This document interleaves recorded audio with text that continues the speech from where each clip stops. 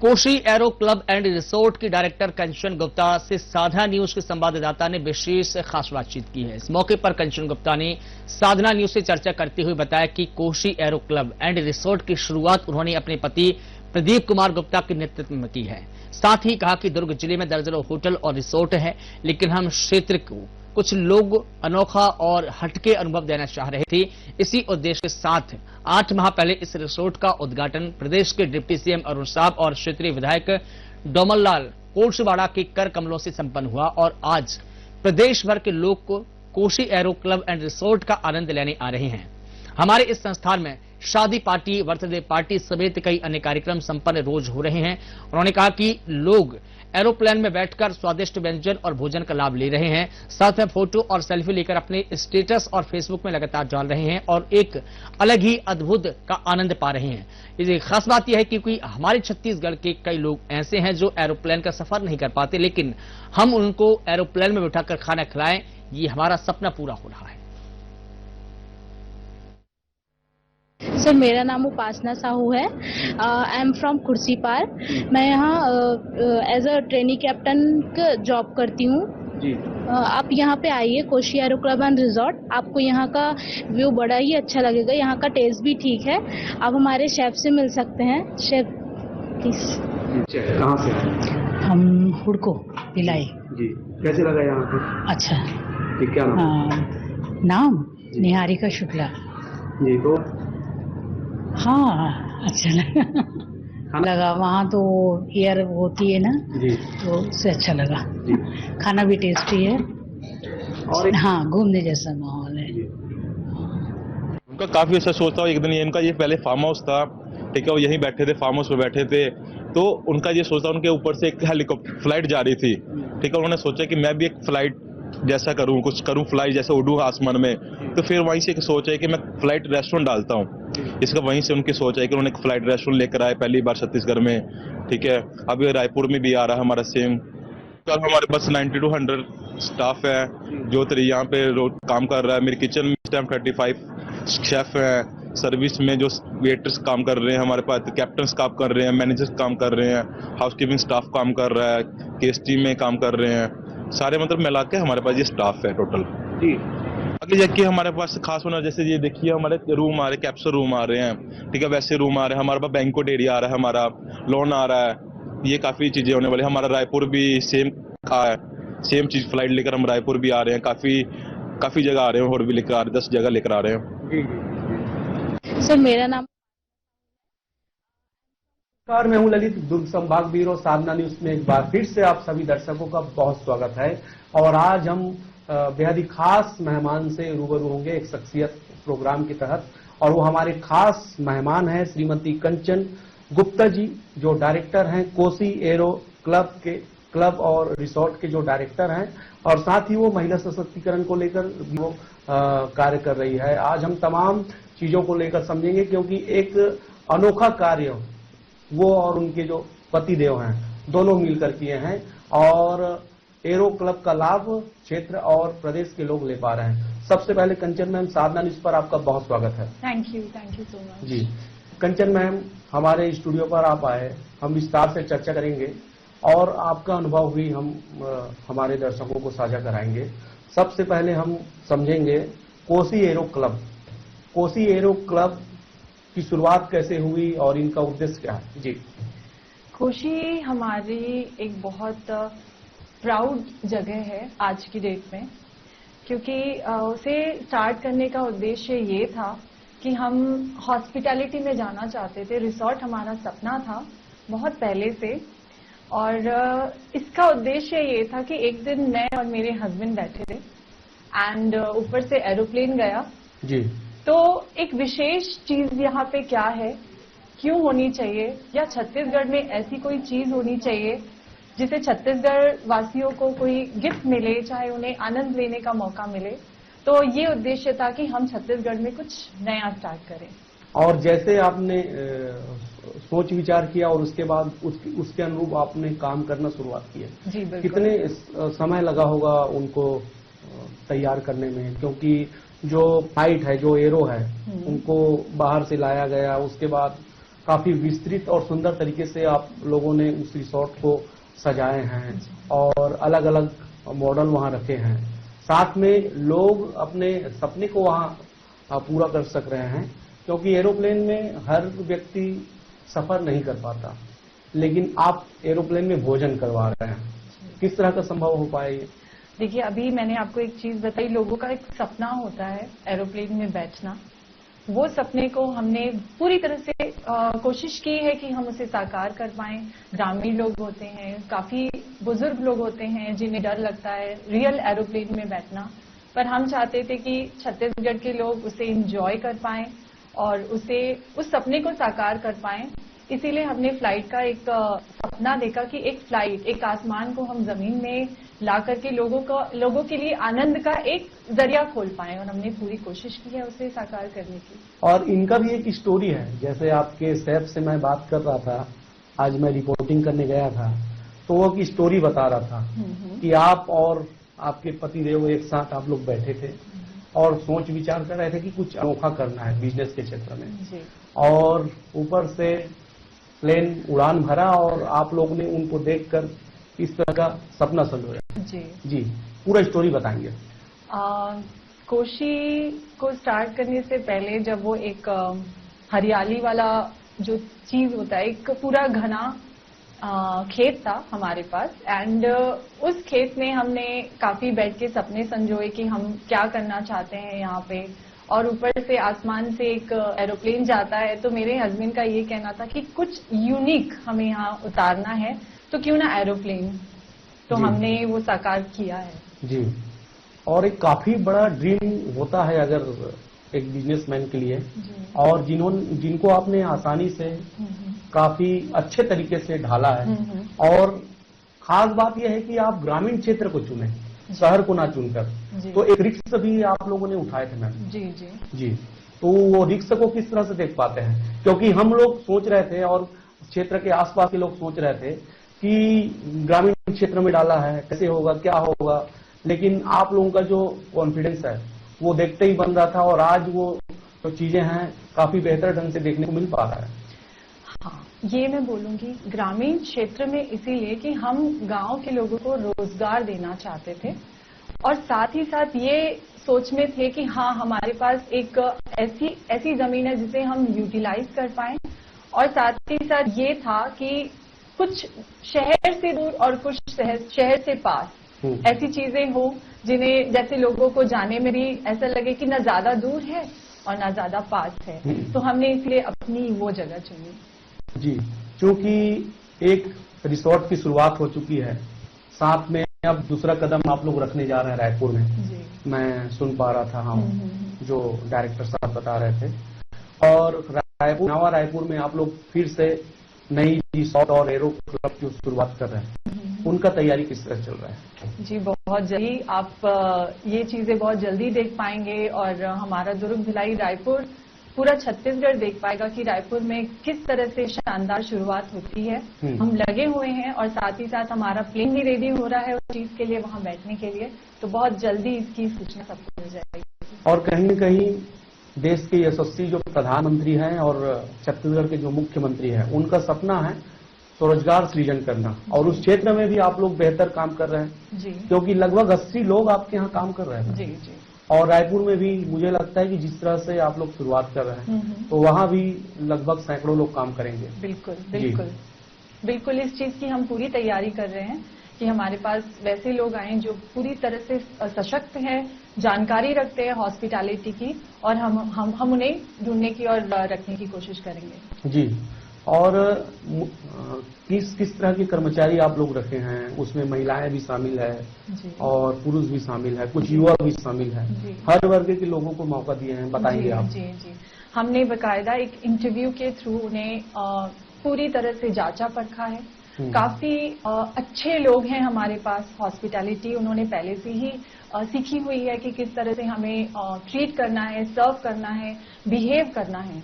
तो ऐसे लोग हैं हमारे पास और आगे भी रहेंगे।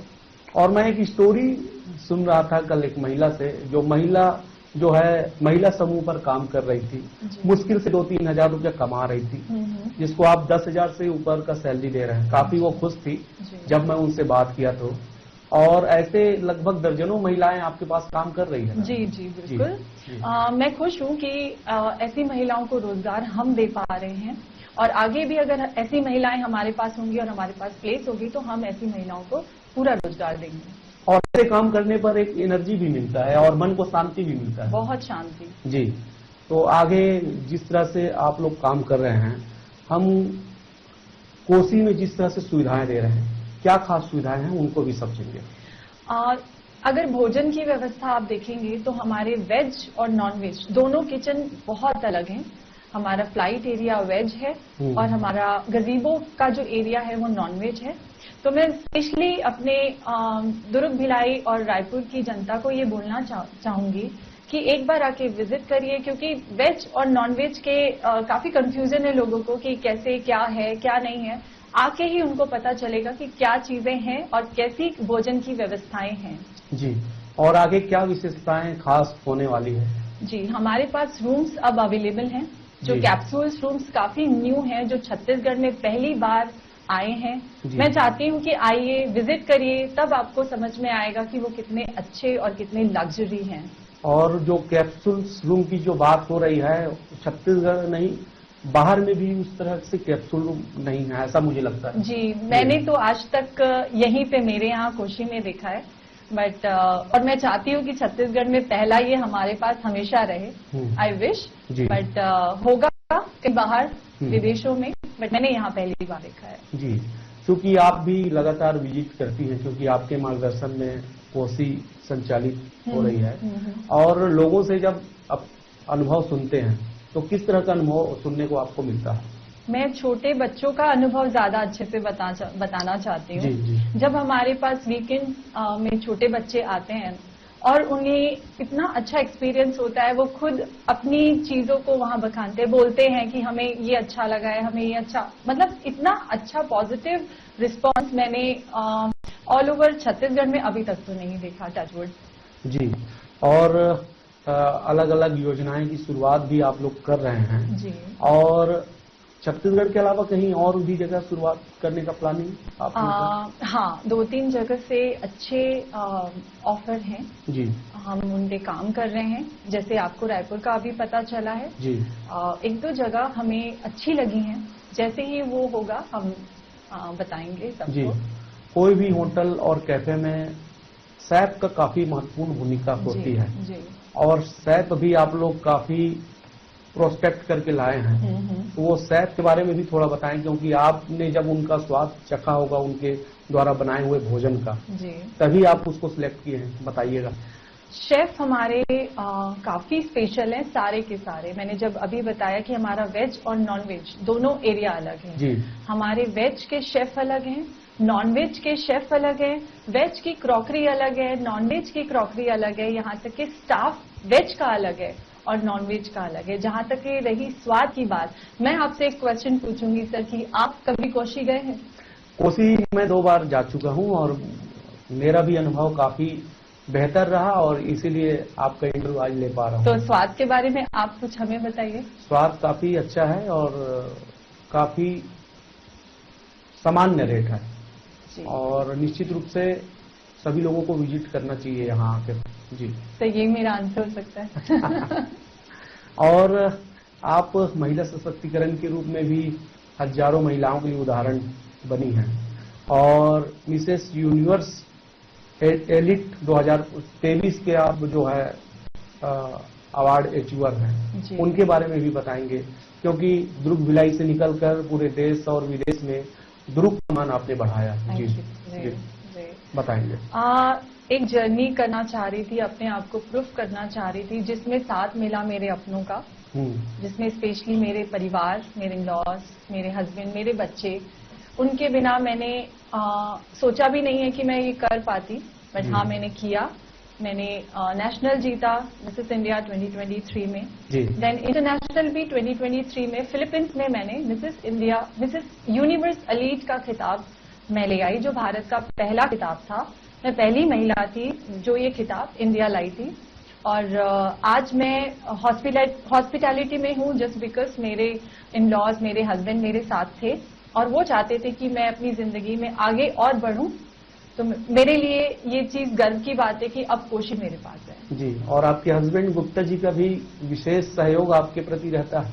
काफी, सब उन्हीं की वजह से मैं इतना आगे बढ़ पाई, इतना कर पाई। और स्पेशली थैंक यू मैं सारी साधना टीवी या सारे चैनल की तरफ से मैं अपने हस्बैंड को, अपने इन लॉज को, अपने बच्चों को बहुत बहुत शुक्रिया कहना चाहूंगी कि उनकी वजह से आज मैं यहाँ हूँ। जी, प्रेरणा स्रोत किसको मानते हैं मैम, ये सारे चीजों में सफलता जो मिली है उनको? सिर्फ मैं, मिस्टर प्रदीप गुप्ता जी, जो आपके मेरे भी हैं। बेटर आप। जी जी, महिलाओं के लिए किस तरह से आप सोच रखते हैं, क्योंकि महिलाओं पर लगातार सरकार योजना बना रही है और शायद सरकार ने महतारी वंदन योजना की शुरुआत की, हर माह 1000 रुपया दे भी रही है सरकार। आप महिलाओं के प्रति किस तरह से सोच रखते हैं, सकारात्मक सोच? सकारात्मक सोच ये है कि अगर महिलाएं जो करना चाहती हैं अपने क्षेत्र में रह के, अपने हालात में रह के, अपनी पसंदीदा चीजों को लेके, तो वो कर सकती हैं। जहां तक रही ये महतारी योजना, मैं इसे काफी अच्छा मानती हूँ। इस चीज में काफी आगे बढ़ सकती है, काफी सशक्त हो सकती हैं और अपने फैसले ले सकती हैं, तो ये चीज बहुत अच्छी है। आपके अनुसार महिलाओं को समाज में किस तरह से बढ़ावा मिलना चाहिए और किस तरह से भूमिका होनी चाहिए महिलाओं का? देखिए, महिलाएं ऑलरेडी काफी आगे बढ़ चुकी हैं, अपने जमीन को आसमान में ले जा चुकी हैं। हर वर्ग की महिलाएं काम करती हैं, फ्री हैं, सशक्त हैं और आगे बढ़ रहे हैं, यही मेरी कामना है। महिलाओं को एक संदेश इस इंटरव्यू के माध्यम से? जी बिल्कुल, जिस तरह से हर एक महिला का कोई सपना होता है, कोई पूरा कर पाती है, कोई नहीं कर पाती है, लेकिन सपना देखना बहुत अच्छी चीजें हैं। और मैंने भी एक सपना देखा, उस सपने को पूरा करने के लिए मेरे परिवार के साथ मैं आगे बढ़ी और आज भी बढ़ रही हूँ और हमेशा बढ़ना चाहती हूँ। और मैं हर एक महिला को ये कहना चाहती हूँ कि आगे बढ़िए, सपना देखिए और उसे पूरा करने की कोशिश करिए। जी, और मुझे लगता है कि महिलाओं का सम्मान काफी अधिक करते हैं और इसी वजह से महिलाओं की संख्या आपके रिसोर्ट पर सबसे ज्यादा है। जी बिल्कुल, महिलाओं की संख्या इसलिए ज्यादा है कि वो फ्री होकर के काम करना चाहती हैं। जी, वो काफी खुश होकर के मेरी कोशी में काम करती हैं और वहाँ काफी सम्मान मिलता है, काफी अपनापन मिलता है, इसीलिए वो आज भी वहाँ है और हमेशा रहना चाहती हैं। जी, और आने वाले समय में आपको किस तरह से महिलाओं के प्रति चुनौती देखने को मिलता है और इसका समाधान कैसे हो सकता है? देखिए, महिलाओं को चुनौती का सामना करना काफी अच्छा लगता है और चुनौती के साथ आगे बढ़ना काफी अच्छा लगता है।